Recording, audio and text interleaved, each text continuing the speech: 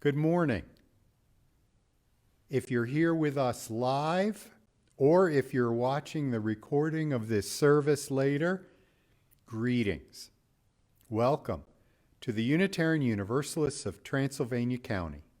I'm Reverend Bob Rengillian, recently settled minister of the Unitarian Universalists of Transylvania County, here with you. Thank you for joining us in this sacred place during these troubled times. Ours is a community consecrated by our presence and our commitment to seek. We are a welcoming and inclusive congregation, and we invite your participation and welcome you whoever you are, without regard to your race, your class, your color, your age, your sex, gender orientation, politics, or abilities. We require no creed or particular religious belief, asking only that you bring your goodwill and your open heart. Our mission is to support individual spiritual journeys and to promote social, economic, and environmental justice. To any of you who feel you are our guests or newcomers as you watch this service, we're glad that we have you here with us today. Thank you for taking a chance and taking the time to find us online and to join us for worship. And to our members and friends, we remind you, as always, to use the chat to commune with each other, to reconnect as a family, and to express your appreciation and maybe say hi to some of our newcomers. I have a couple of announcements before we proceed with our service. Immediately following this service, I'm leading a discussion on this month's topic of deep listening. This will be outside for a few folks who can fill the 8-chair circle, and over Zoom for as many of those who wish to tune in from home. Our Soul Matters packets for each month can be obtained through me. Just make sure you send me a note and I will email it to you. Yesterday, we enjoyed pumpkin decorating, and now it's time to be ready Saturday, October 31st for the Great Pumpkin Hunt. You'll see more of that in the announcements, but what we're going to try to do is have our UUTC members who live in downtown Brevard have their decorated pumpkins on their house and property. Think of what it was like back at what I was told that was done here at Easter, where you have a hunt and you go around and without contact or danger to one another, get to see each other's decorations at Halloween time. I invite you now to take a deep breath and enjoy our call to worship. This is recorded from our wonderful musicians, Janice and Elaine. Now shall my inward joys arise and burst into a song. Almighty love inspires my heart, and pleasure tunes my tongue. Why do we then indulge our fears, suspicions, and complaints? Is he our God, and shall his grace grow weak?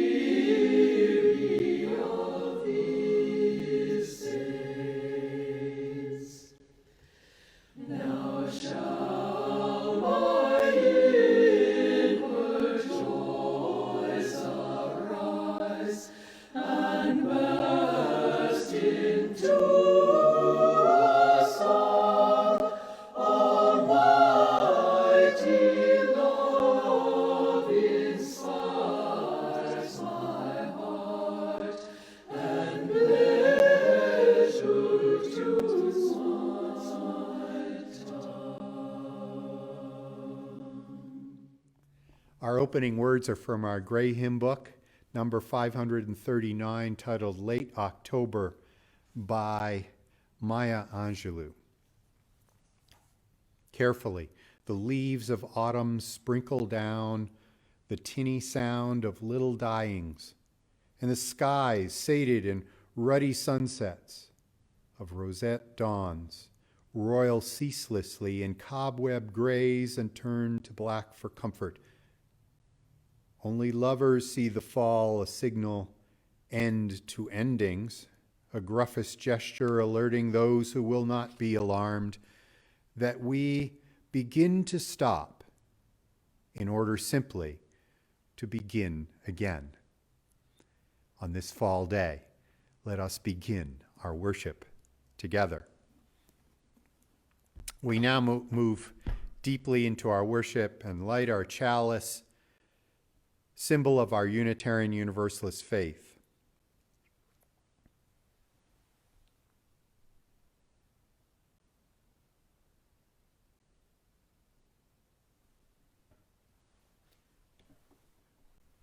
Our words are from the Reverend Eric Walker Wickstrom, the former Worship and Music Resources Director for the Unitarian Universalist Association.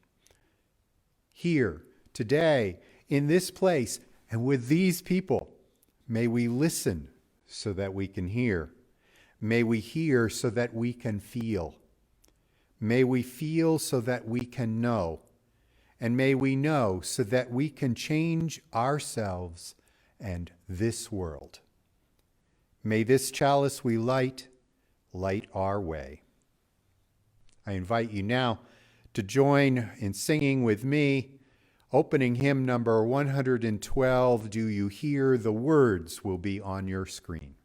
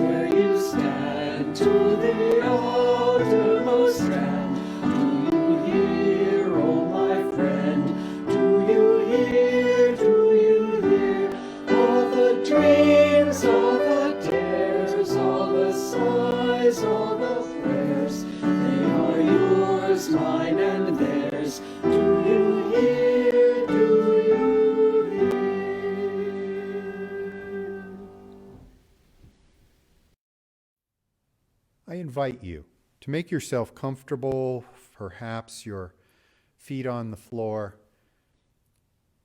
Take a deep breath and enter into a time of prayer and meditation.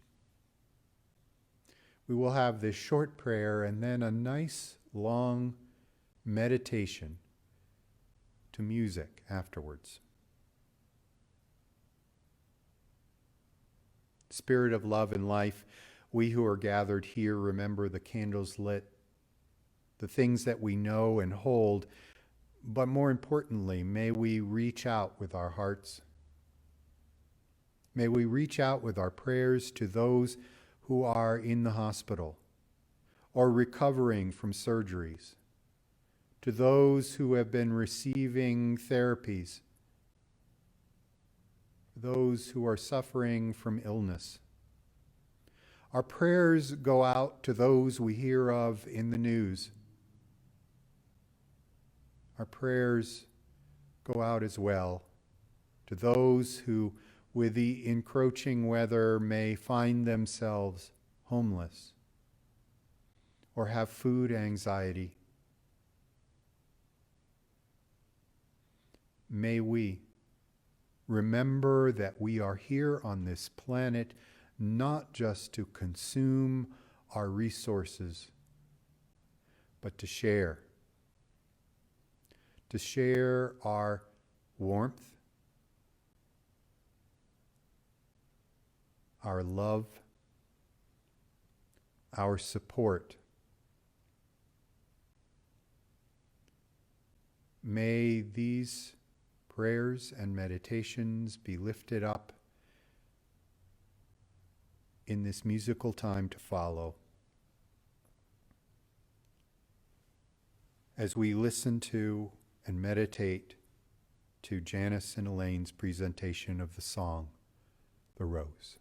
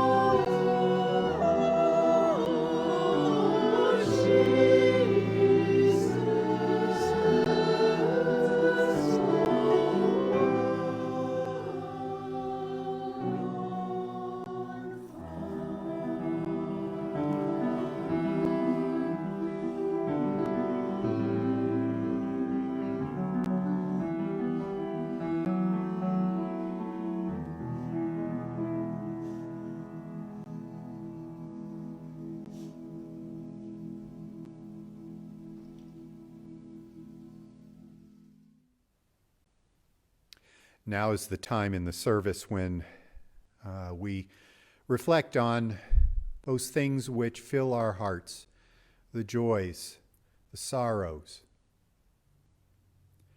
We are people of connection. And in this time, I will light a candle for many of the connections. We believe joys are magnified, worry and sadness and grief eased by the sharing of our various words and hopes and lifts of our hearts. For those of you watching our service online, I invite you to share your joys, your concerns, and personal passages by using the chat function during this time. I will not be able to see them, but our worshiping community will.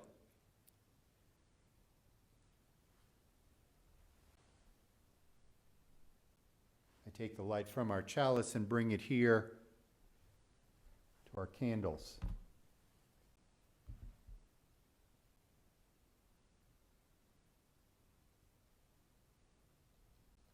Here I light a candle for gratitude for the many whose commitment we see and we value, or those hidden from us, but whose works make this world continue. Especially in this time of COVID-19, we light this candle for the sanitation workers, the nurses, the doctors, the teachers, the postal workers, for the waterworks, for the people who have been out there time and again making sure that everything still is running. For the bravery of those who need to be working in the grocery stores or in front of others. May this glow be for all of those quietly dedicated to their jobs, seen or unseen, that make our life easier, more possible even in these circumstances.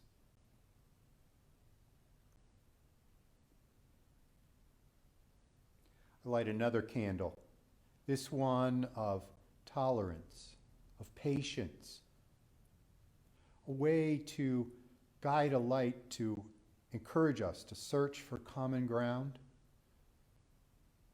knowing that we are all human beings caught in this time of great political noise. We must work to avoid the polarization that surrounds us, feeds us, and sometimes drains us in what we do. May we find with this light the courage and strength to remain tolerant, open, listening, and bridging.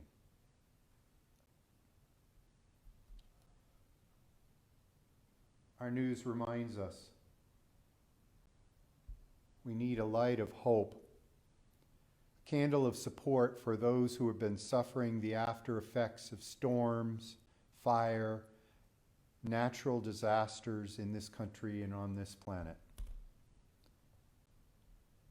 I also light a candle for those who speak up, who show up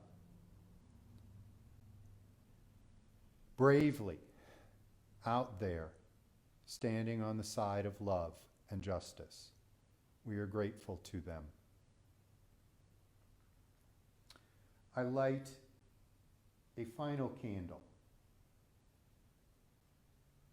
for those joys and sorrows, concerns and messages that might not yet be ready to share, held in our hearts or in our thoughts, and for those who have listed various pastoral concerns in the chat box. May we remember that this, our community, is still here. We are still listening, and we still have hope. May the flames of these candles spark in each of us a reminder of our connection, our love, and our being in community.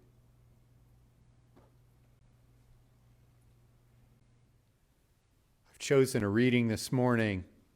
It's called Counsels by Marge Piercy, and there's an abbreviated version in the back of our gray hymn book, but I'll read a more expanded part of it. I appreciate this message as we're in the midst of needing to listen. In a time of competing ways of speaking, the need to listen.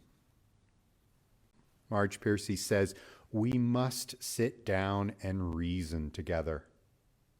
We must sit down. Men standing want to hold forth.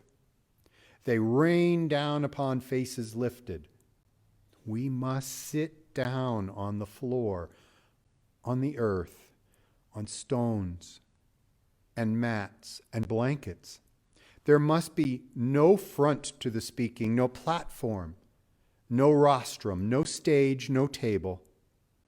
We will not crane to see who is speaking. Perhaps we should sit in the dark. In the dark, we could utter our feelings. In the dark, we could propose and describe and suggest. In the dark, we could not see who speaks, and only the words would say what they say. Thus saying what we feel and what we want, what we fear for ourselves and each other into the dark, perhaps we could begin to listen. Perhaps we should talk in groups small enough for everyone to speak. Perhaps we should start by speaking softly. The women must learn to dare to speak. The men must bother to listen. The women must learn to say, I think this is so. The men must learn to stop dancing solos on the ceiling. And after each speaks, she, he, they will repeat a ritual phrase. It is not I who speaks, but the wind. Wind blows through me. Long after me, it is the wind.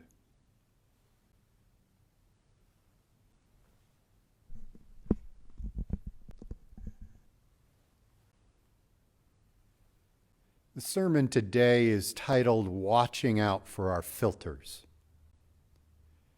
I know that as Unitarian Universalists, we don't have a corner on the market of the religious meaning of what it is to listen. Religions ask us to find the holy. And I would say that's difficult when the way we've been socialized prevents us from making any progress in that direction. And so I bring you this sermon, another one in our Soul Matters theme series, Deep Listening, for October. How do we listen? What have you done to listen in this week or the past 2 weeks as we are in this theme? Would it be like Marge Piercy, trying to forget, turn off the lights, listen in the dark that the words come through to you without identifying who it's from? If indeed all of us, regardless of gender or placement in society, all of us would learn to speak or to hold back if we speak too much, to be grounded, to sit down, not to stand, not to ask people to crane their necks.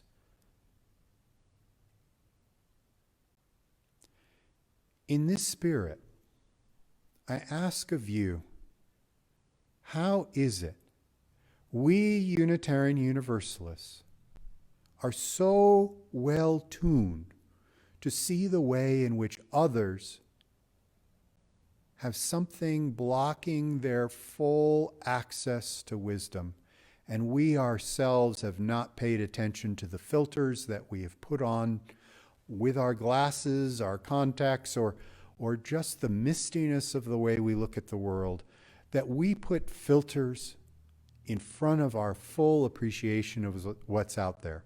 It's interesting to me that with all the work that is being done to get more cameras out there, more eyes on what's really going on, we still manage to cut everything down to a soundbite. What's the one quip? What's the one meme? What's the one image that somehow is supposed to convey the complexity of a whole situation? We've got ourselves in trouble from time to time because we've cut short the full import of what we have seen or heard. It's interesting. Have you experienced this yourself? I walk around with a camera often at family events, picnics. I take pictures and I try to frame things perfectly, and then someone walks right into the frame. Or I take a picture of what I am seeing, and then when it's time to look, or as they say, photographers with digital cameras, GIMP, at what's there, and I realize while I was focused on, say, my nephew, what was going on behind, I had completely tuned out. In some ways, I may feel like, well, it ruined the picture. What was going on behind was so different from what I was focused on. We have filters. If we are looking to see something, we will see it. What is that called? Oh, yeah. We have confirmation bias in what we listen to on the political ads, the news stories, or even what our relatives are telling us. That just goes and proves once again. But it doesn't, because by focusing on just that one thing, it's like that photograph, and the whole background of what's there is so different. Our religion, indeed many American ways of doing things, not just religion, can slip into solipsism. Solipsism, meaning that we somehow begin to believe that the whole world is constructed around us, that our inner experience is the only one to actually exist. I read this on Psychology Today.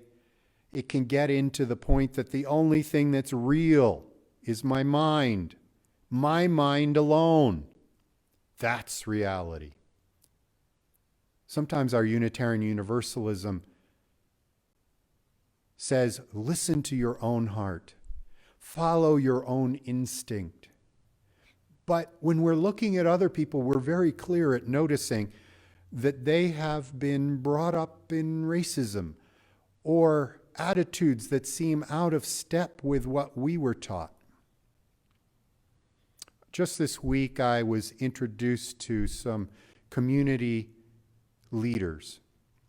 I got to begin to meet some of the folks in and around this congregation's site, to know how we are connected with organizations that help a wider population in the community. How are people being fed or housed? How are people being helped in times of need? How are folks in this community supported? It's interesting, while it's gendered language, and I say that there's more than this, but it's true that it seems like Transylvania County, a lot gets done because of, this person's words, church ladies. The folks who have signed up. So I'll put it more broadly as volunteers, for whatever age, whatever religious group. After all, we do have a Jewish congregation in Transylvania County, I'm sure.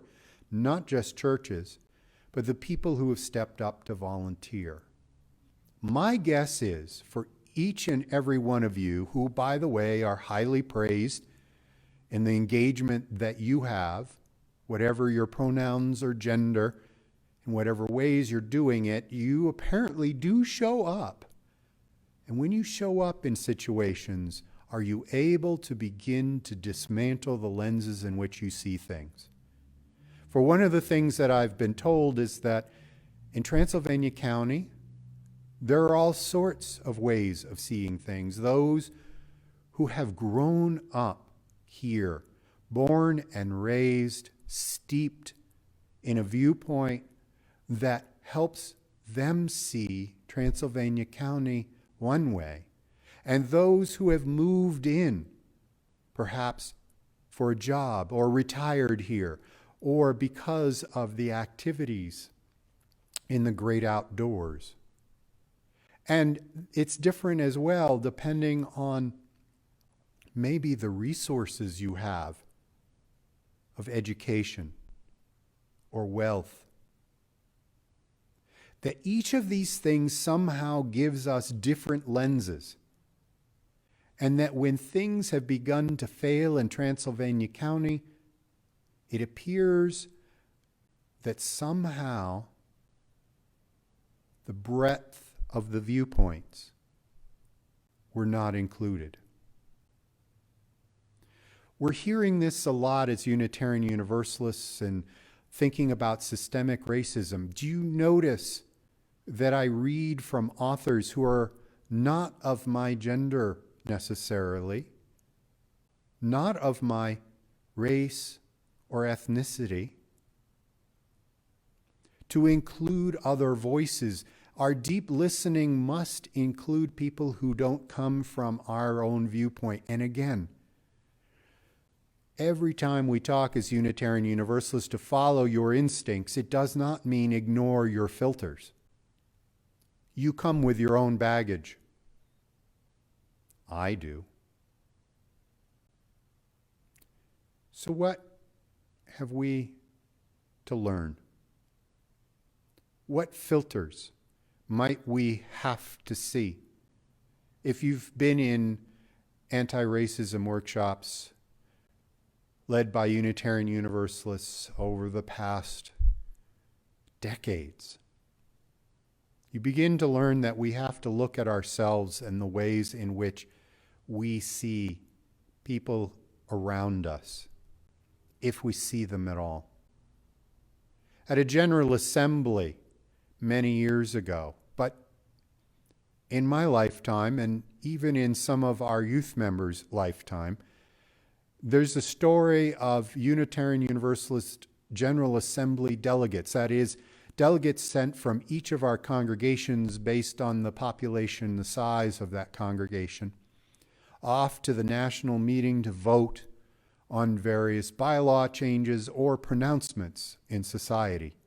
We've had some really good pronouncements over time of trying to deal with economic disparities, ways of working in the world to end racism, ways of taking down the prejudice against those who are labeled as other or different or who are used as political footballs every election season.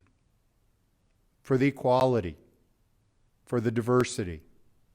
And yet, coming to these places with the mindset of the inherent worth and dignity of every person and our way of reaching out to one another and accepting the diversity.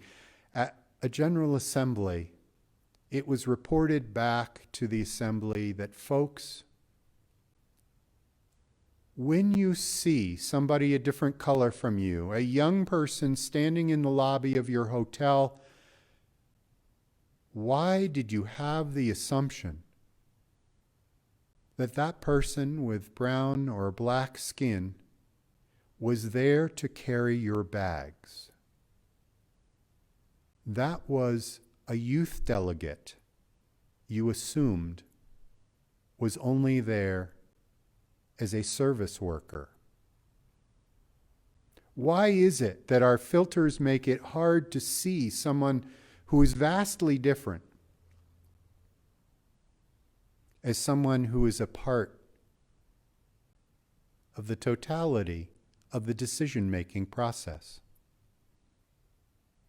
I know it's hard to imagine, but Unitarian Universalists indeed have those moments in which we need to gently, don't injure yourself too much, but maybe kick yourself and realize that the way in which you've walked into a situation is not at all what it is.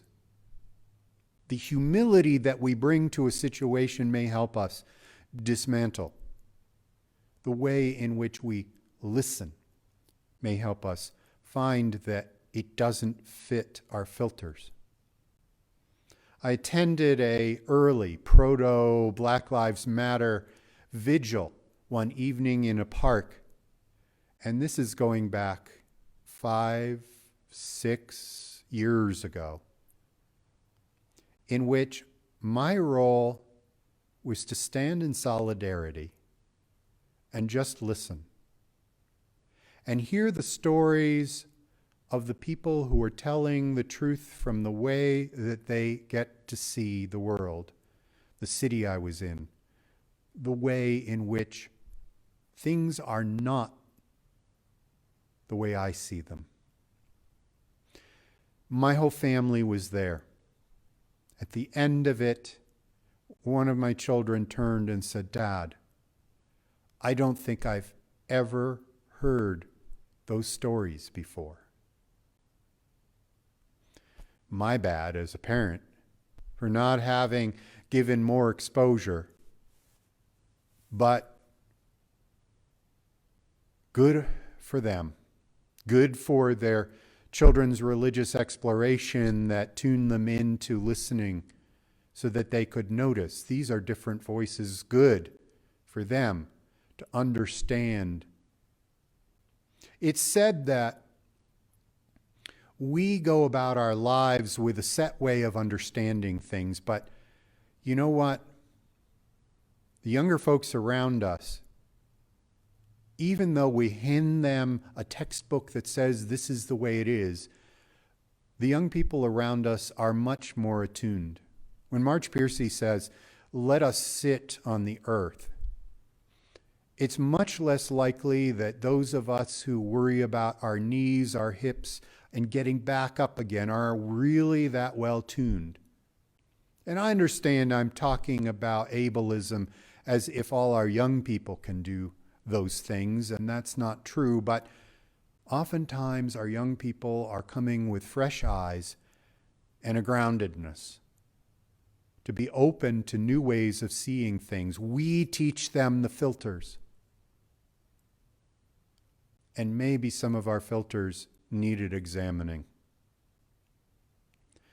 I'd like to push you to consider, as we are ahead of the Thanksgiving season, to consider what you're thankful for and wonder if you are not directly engaged in volunteering in our community, this community in which I'm getting feedback that you have shown up and been part of, that you have helped start things in this community to help those who may see life differently than you see it. If you're not showing up in those spaces, how is it that you're keeping your eyes open to see the full picture, not just what you focus on?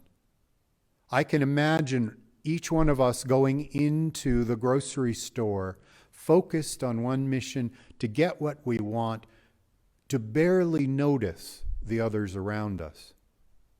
I can imagine us forgetting to bring along to some place a donation of canned goods or offer to take on some task that can be done with the correct distancing. If we were to stroll our community, if we were to truly see and take even just one moment to allow somebody other than our age group, our gender group, our socioeconomic group, our race, our language, just one other person be able to speak into our listening capacity during this time in which we're so separated in our homes, finding some place, and maybe it's online, to seek out, type into your search box in YouTube video search and say, what if I wanted to hear something from a different perspective? And then to go back to what our reading said, to then make it alter our life course. Alice Walker says to us, even those of us who have put our feet in our mouth, Alice Walker says in a poem, I do not love you because you are perfect. I do not love you because you are perfect. I love you because you dare to be exactly how you are. Watching you, I see the lay of the universe, the lack of bother about pretensions, the grace of being however your spirit fills the day. Bring yourself and your viewpoint out there. Online, in safe interactions. Bring yourself out there not to feel the burden of having to be perfect, but instead of being able to be humble, to dare to be you, but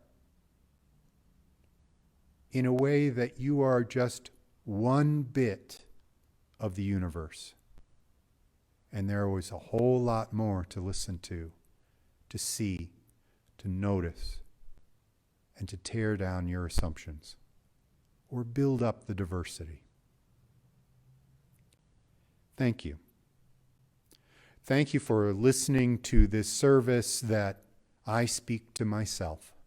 Thank you for listening to this service that challenges us from assuming that everything that boils up through our heart is holy, because the world's religions remind us it's not listening into our hearts for the way we have been trained into prejudice.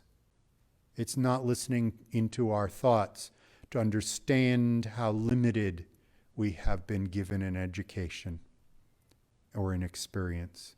To understand that all that bubbles up through us is, yes, us in the way we have experienced and built this world we live in. But to listen again and realize we're supposed to be listening for the holy. And the holy is so large and so vast, we must indeed find it on the faces of all those who are at the periphery of our vision, all those who are speaking so softly that we might not hear their whispers. Thank you for listening to this sermon and to work on being a little more grounded. This time in our service is the one in which I ask you to think about giving. Even though we're not here physically in the sanctuary here together, we won't be passing this basket. To think together in the ways in which you are needed to give your time, talent, and treasure, to go onto the website and click on a button to give, to do it from within realm, to send in your check, to sign up and do.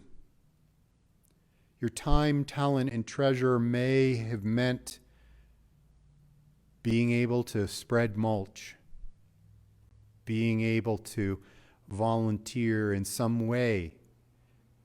It may mean that you give the best and sacrifice the best of who you are and what you have. Whatever you give in love, we receive in great joy, and we say, thank you.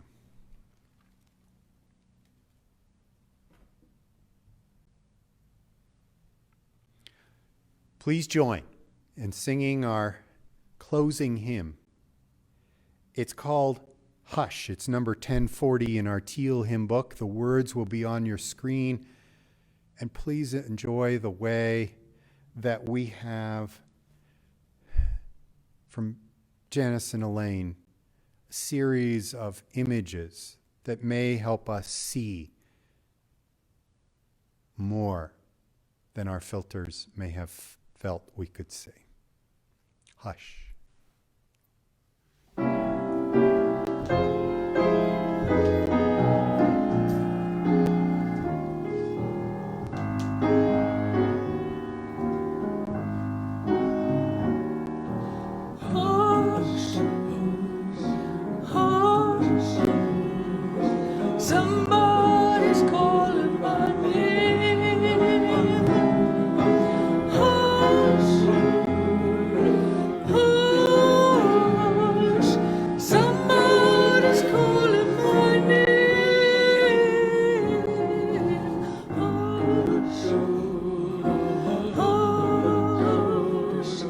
Somebody's calling my name. Oh my Lord, what shall I do? What shall I do? Sounds like freedom. Somebody's calling my name. Sounds like freedom. Somebody's calling my name. Sounds like freedom. Somebody's calling my name. Oh my Lord, what shall I do? What shall I do? Sounds like justice. Somebody's calling my name. Sounds like justice. Somebody's calling my name. Sounds like justice. Somebody's calling my name. Oh my Lord, what shall I do? What shall I do? I'm so glad the trouble don't last always. I'm so glad trouble don't last always. I'm so glad trouble don't last always. Oh my Lord, what shall I do? What shall I do?